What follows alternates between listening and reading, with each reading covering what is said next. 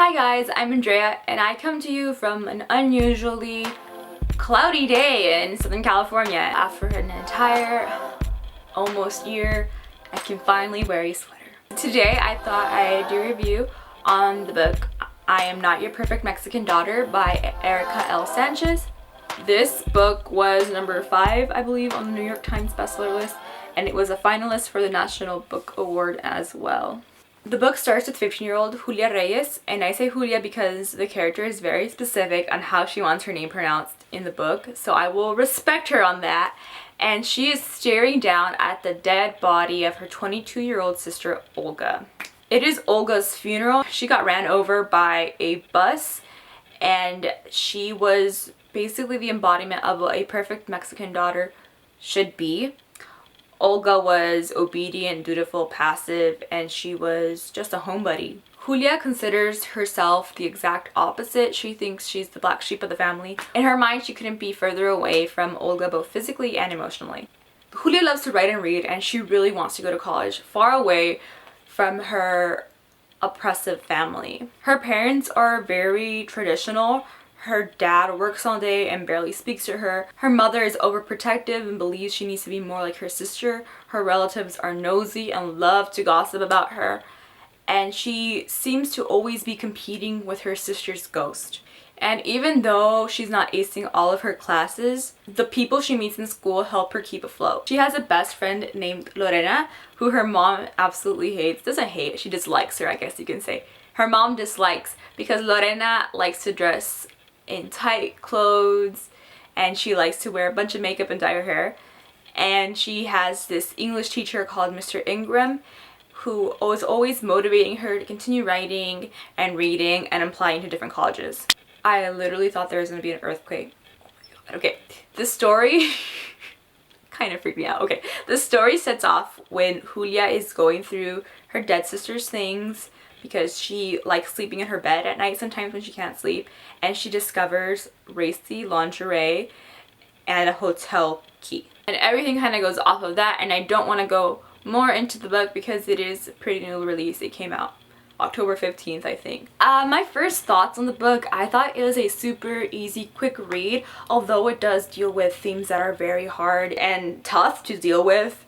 Erica does it in a way that is very, I don't want to say carefree because writing takes time and writing is a craft, but it feels effortless in the way that she can capture the audience. I read this all in one afternoon, and even though there was times where I was frustrated, if not at one, but multiple characters, I was still invested in seeing what the outcome would result in. Julia is a complicated character. It's so easy to get frustrated with her, and there was many times where I just wanted to be like, shake her and say like, oh my god, ugh. But I mean, that's the point. She was frustrating in the best way, because we have to remember as a reader that she is 15 years old, she is a teenager, she did just lose her sister, her parents do treat her pretty badly, and she's kind of going through this whole depressive state. So you honestly have to keep that in mind when reading about the actions and some of the things she does in the book. But yeah, I think the author did a good job in taking on a 15-year-old's voice. I'm not 15 and I haven't been 15 for 6 years. Yeah, I'm 21 right now.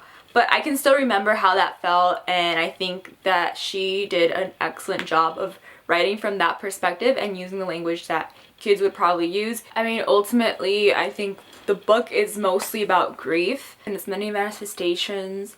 It's about fractured families, and it's about mental illness. Although Julia had already been kind of an unsteady person before her sister's death just escalated everything so much more and really unstabilized her, and I think that it kind of was a catalyst for her depression to grow. And I think it's important because in the Latino and Mexican cultures, what I know from my own personal experience and my friends and stuff is that mental illness really isn't talked about, and there's a stigma attached to it.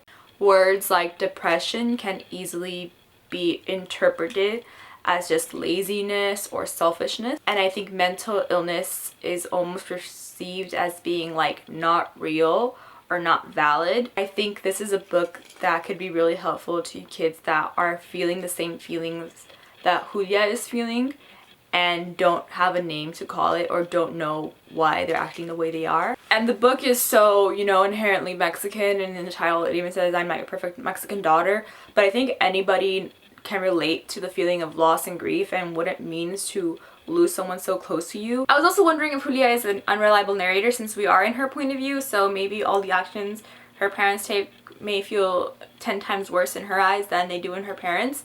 I really do think this is a book about growing pains as well. Julia, her mother, and her father all go through this because they have had to change their lives from what they knew to a new reality, and it's about accepting a new reality that you aren't necessarily ready for but are thrust into. And talking about her parents, they are pretty interesting individuals, that there is more to them that we see. I feel very angry all the time, but I think as the book progresses you realize that they kind of have a reason to being angry a little bit. And one thing I did enjoy was that Julia's parents were undocumented, but that wasn't like a main focus in the book.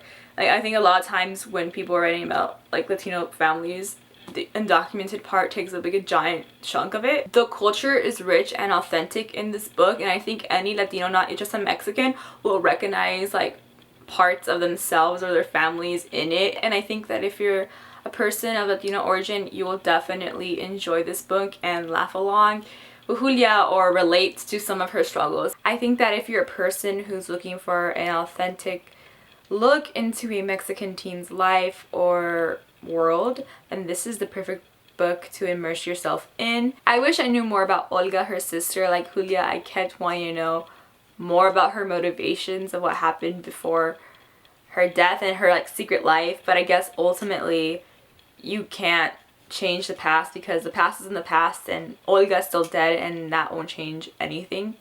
But I really wanted to see more into this secret she had that I will not spoil, but it was pretty interesting to read because it was kind of uncharacteristic of her from what we had known of her from Julia beforehand, and I just really wanted to know more about that dynamic. I think if you're a fan of books like Looking for Alaska or If I Stay, you'll definitely enjoy this book because it deals with similar themes of grief and letting go. But yeah, those are some of my thoughts on the book, and I really do recommend it to everybody to read. I think it's super quick, so if you don't like reading long things, this is perfect for you. It's perfect for like a little rainy day or something like that. I don't know.